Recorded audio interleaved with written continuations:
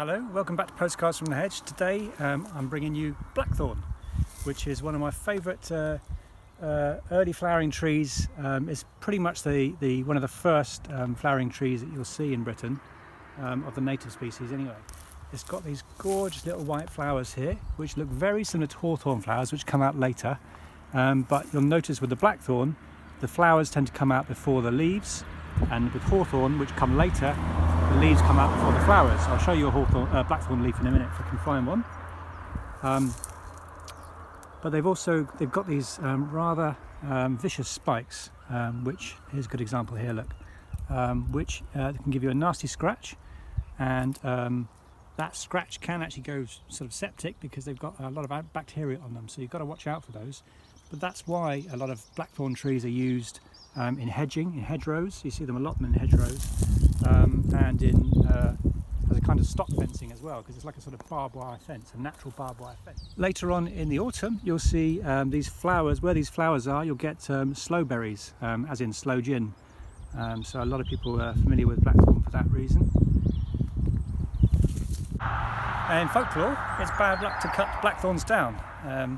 That's probably something to do with the spikiness of the plant, but apparently you'll get bad fairies coming to get you if you cut a blackthorn down. There's even old stories about how if you make a cradle out of blackthorn for a baby, you'll find the baby black and blue in the morning because the fairies have come to get it. The Latin name is Prunus spinosa. Here's a good example of blackthorn leaves.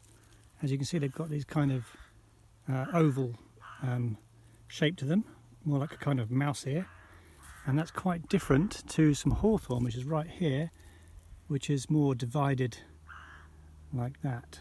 So there's quite a difference between the two.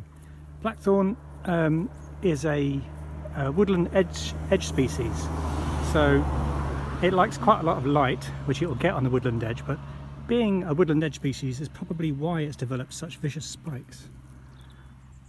So if you think that on the woodland edge it's going to get grazed by herbivores more easily than the trees in the middle of the forest, so it's quite a good defence mechanism.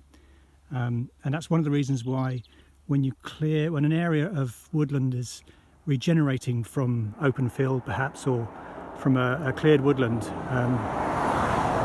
you will get blackthorn starting to be one of the first trees that starts coming through, and that's because it's got all its spikes. It doesn't get grazed so much by the other animals, so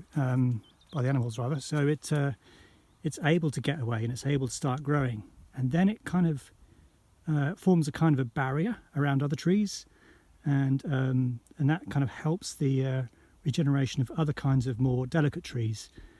So blackthorn is kind of like a guardian or a protector for those trees. The sloe berries are also used, as well as for gin, they're also used for blackthorn elixir.